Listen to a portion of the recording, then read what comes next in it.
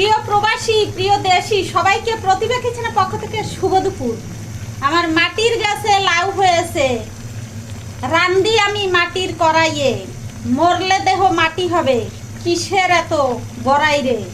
আরে ভাই, কিসের বড়াই করেন? এই সুন্দর দেহ, অনেক টাকা পয়সা, বেশি যদি অহংকার হয় তাহলে মাঝে মাঝে সেই বুদ্ধিজীবী কবরস্থান, সেই আজিমপুর কবরস্থান, সেই বনানী কবরস্থান ঘুরে আসবেন, দেখবেন সব অহংকার চলে যাবে।